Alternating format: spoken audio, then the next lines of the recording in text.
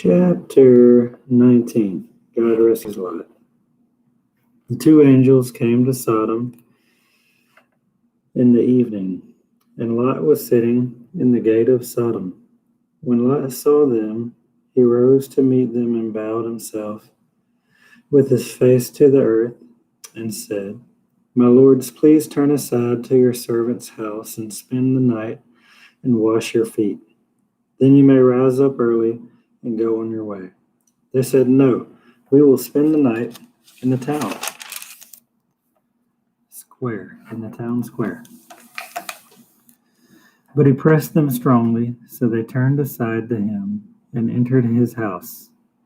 And he made them a feast and baked unleavened bread, and they ate. But before they lay down, the men of the city, the men of Sodom, both young and old, all the people to the last man, surrounded the house. And they called to Lot, "Where are the men who came to you tonight? Bring them out to us, that we may know them." Lot went out to the men at the entrance, shut the door after him, and said, "I beg you, my brothers, do not act so wickedly. Behold, I have two daughters who have not known any man. Let me bring them out to you, and do to them as you please. Only do nothing to these men, for they have come under the shelter of my roof."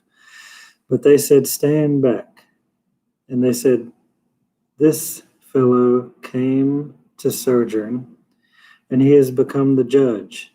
Now we will deal worse with you than with them." Then they pressed hard against the man Lot, and drew near to break the door down. But the men reached out their hands and brought Lot into the house with them and shut the door. They struck with blindness the men who were at the entrance of the house, both small and great, so that they wore themselves out groping for the door. Then the men said to Lot, "Have you anyone else in here, sons-in-laws, sons, daughters, or anyone you have in the city?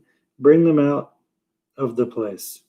For we are about to destroy this place, because of the outcry against its people has become great before the Lord. And the Lord has sent us to destroy it." So Lot went out and said to his sons-in-law who were to marry his daughters, "Get up, get out of this place, for the Lord is about to destroy the city." But he seemed to his sons-in-law to be jesting. As morning dawned, the angels urged Lot, saying, "Up, take your wife and your two daughters who are here, lest you be swept away in the punishment of this city." But he lingered. So the men seized him and his wife and his two daughters by the hand, the Lord being merciful to him, and they brought him out and set him outside the city. And as they brought them out, one said, "Escape for your life. Do not look back or stop anywhere in the valley. Escape to the hills, lest you be swept away." And Lot said to them, "Oh no, my lords, behold, your servant has found favor in your sight, and you have shown me great kindness in saving my life. But I cannot escape to the hills, lest the disaster overtake me and I die. Behold, this city is near enough to flee to, and it is a little one. Let me escape there. Is it not a little one, and my life will be saved?" He said to him, "Behold, I grant you this favor also, that I will not overthrow the city to which you have spoken. Escape there quickly, for I can do nothing till you arrive there."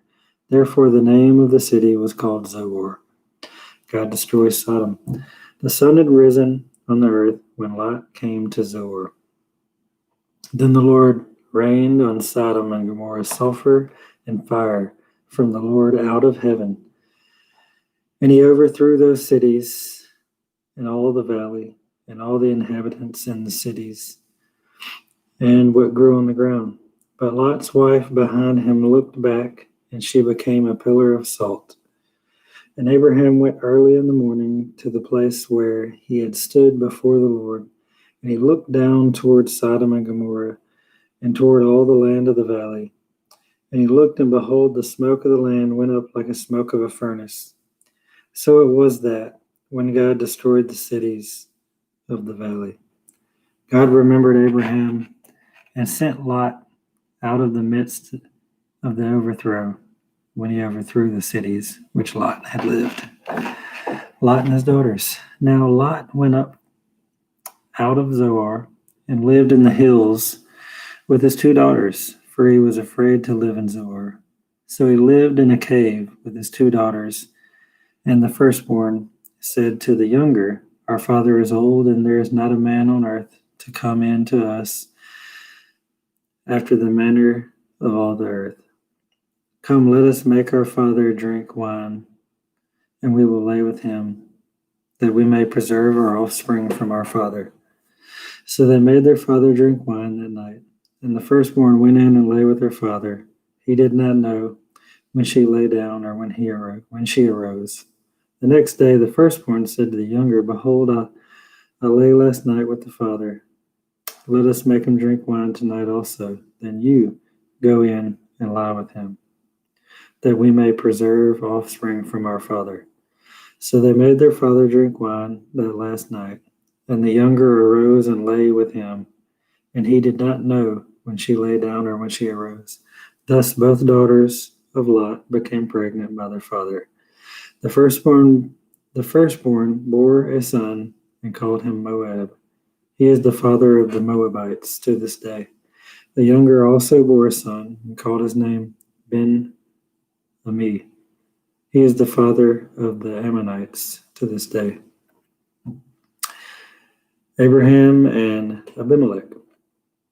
From there, Abraham journeyed toward the terrible territory of the Negev, and he lived between Kadesh and Shur, and he sojourned in Gerar.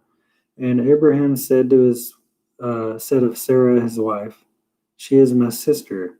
And Abimelech, king of Gerar, sent and took Sarah. But God came to Abimelech in a dream by night, and said to him, Behold, you are a dead man because of the woman whom you have taken, for she is a man's wife. Now Abimelech had not approached her, so he said to the Lord, Will you kill an innocent people? Did he not say to himself, or to me, She is my sister? And she herself said, He is my brother. In the integrity of my heart and the innocence of my hands, I have done this. Then God said to him in the dream, Yes, I know that you have done this in the integrity of your heart, and it was I who kept you from sinning against me. Therefore I did not let you touch her. Now then, return the man's wife, for he is a prophet, so that he will pray for you, and you shall live. But if you do not return her, know that you shall surely die, and know that you all who are yours. So Abimelech rose early in the morning and called all his servants and told them all these things. And the men were very afraid. Then Abimelech called Abraham and said to him, What have you done to us? And how have I sinned against you, that you have brought on me and my kingdom a great sin? You have done to me things that ought not to be done. And Abimelech said to Abraham, What did you see that you did this thing? Abraham said, I did it because I thought, there is no fear of God at all in this place, and they will kill me because of my wife. Besides, she is indeed my sister, the daughter of my father, though not the daughter of my mother, and she became my wife. And when God caused me to wander from my father's house, I said to her, This is the kindness you must do me. At every place to which we come, say of me, He is my brother. Then Abimelech took sheep and oxen and male servants and female servants and gave them to Abraham and returned Sarah, his wife. And Abimelech said, Behold, my land is before you. Dwell where it pleases you. To Sarah he said, Behold, I have given your brother 1,000 pieces of silver. It is a sign of your innocence in the eyes of all who are with you, and before everyone you are vindicated. Then Abraham prayed to God, and God healed Abimelech, and also healed his wife and female slaves, so that they bore children. For the Lord had closed all the wombs of the house of Abimelech because of Sarah, Abraham's wife. The birth of Isaac. The Lord visited Sarah as he had said, and the Lord did to Sarah as he had promised. And Sarah, as he had promised, and Sarah conceived and bore Abraham a son in his old age at the time of which God had spoken to him. Abraham called the name of his son, whom was born to him, whom Sarah bore, Isaac. And Abraham circumcised his son Isaac when he was 8 days old, as God had commanded him. Abraham was 100 years old when his son Isaac was born. And Sarah said, God has made laughter for me. Everyone who hears will laugh over me. And she said, who would have said to Abraham that Sarah would nurse children? Yet I have borne him a son in his old age. God protects Hagar and Ishmael. And the child grew and was weaned, and Abraham made a great feast on the day that Isaac was weaned. But Sarah saw the son of Hagar, the Egyptian, whom she had borne to Abraham, laughing. So she said to Abraham, cast out this slave woman with her son. For the son of this slave woman shall not be the heir with my son Isaac. And the thing was very displeasing to Abraham on account of his son. But God said to Abraham, be not displeased because of the boy and because of your slave woman. Whatever Sarah says to you, do as she tells you, for through Isaac shall your offspring be named. And I will make a nation of the son of the slave woman also, because he is your offspring. So Abraham rose early in the morning and took bread and a skin of water and gave it to Hagar, putting it on her shoulder along with the child, and sent her away. And she departed and wandered in the wilderness of Beersheba. When the water in the skin was gone, she put the child under one of the bushes. Then she went and sat down opposite of him, a good ways off, about the distance of a bow shot. For she said, let me not look on the death of the child. And as she sat opposite of him, she lifted her voice and wept.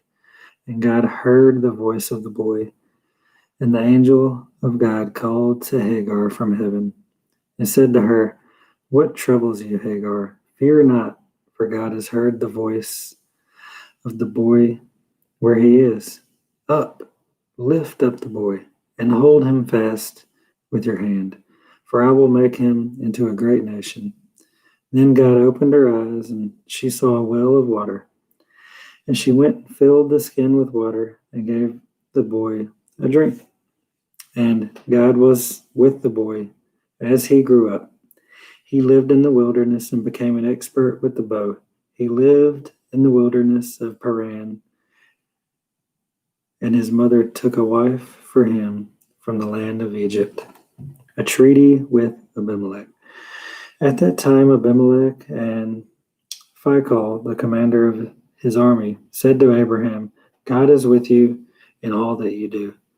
Now, therefore, swear to me here by God that you will not deal falsely with me or with the descendants with my prosperity. But as I have dealt kindly with you, so you will deal with me and with the land where you have sojourned. And Abraham said, I will swear. When Abraham reproved Abimelech about a well of water that Abimelech's servants had seized, Abimelech said, I do not know who has done this thing. You did not tell me, and I have not heard of it until today. So Abraham took sheep and oxen and gave them to Abimelech. And the two men made a covenant. Abraham set 7 ewe lambs of the flock apart. And Abimelech said to Abraham, what is the meaning of these 7 ewe lambs that you have set apart? He said, "These 7 ewe lambs you will take from my hand, that this may be a witness for me that I dug this well." Therefore the place was called Beersheba, because there both of them swore an oath. So they made a covenant at Beersheba. Then Abimelech and Phicol, the commander of his army, rose up and returned to the land of the Philistines. Abraham planted a tamarisk tree in Beersheba and called there on the name of the Lord, the everlasting God. And Abraham sojourned many days in the land of the Philistines.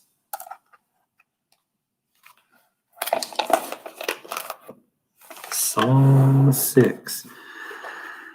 To the choir master with stringed instruments according to the Sheminith, the Psalm of David. O Lord, rebuke me not in your anger, nor discipline me in your wrath. Be gracious to me, O Lord, for I am languishing.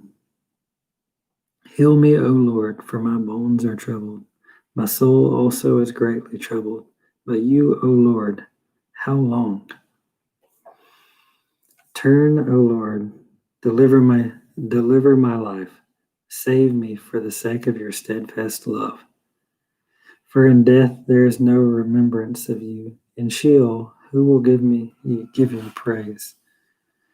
I am weary with mourning. Every night I flood my bed with tears. I drench my couch with my weeping. My eye wastes away because of grief. It grows weak because of all my foes. Depart from me, all of you workers of evil, for the Lord has heard the sound of my weeping. The Lord has heard my plea. The Lord accepts my prayer. And my enemies shall be ashamed and greatly troubled. They shall turn back and be put to shame in a moment.